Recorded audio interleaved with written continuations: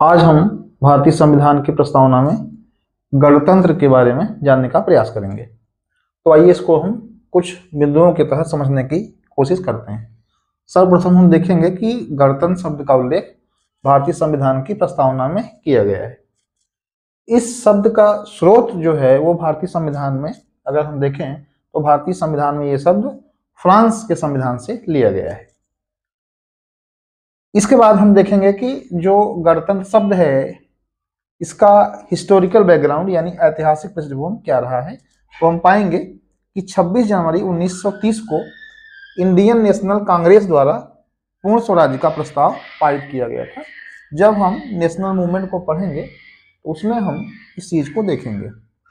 इसीलिए 26 जनवरी 1950 को संविधान पूर्ण रूप से लागू किया गया था और इसी परिप्रेक्ष्य में 26 जनवरी को हम गणतंत्र दिवस के रूप में हमने मनाना प्रारंभ कर दिया।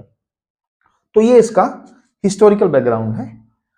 अब अगर हम इसके अर्थ पर आए तो ये शब्द जो है वो दो शब्दों से मिलकर बना है, गण और तंत्र। गण का मतलब होता है जनता और तंत्र का मतलब होता है शासन व्यवस्था। ये तो गणतंत्र का सामान्य अर्थ है। अगर हम इस शब्द को थोड़ा सा और कॉम्प्रहेंसिव वे में देखें यानी और विस्तार से समझें तो इसके तहत हम निम्न बातों को देख सकते हैं। इसमें पहली बात आती है कि गणतंत्र का जो अर्थ होता है वो होता है कि राज्य का जो प्रमुख होगा, राज्य का प्रमुख मतलब हेड ऑफ दी जो स्टेट होगा वो निर्वाचित होगा, मतलब वो वंशानुगत नहीं होगा जैसा कि ब्रिटेन में होता है।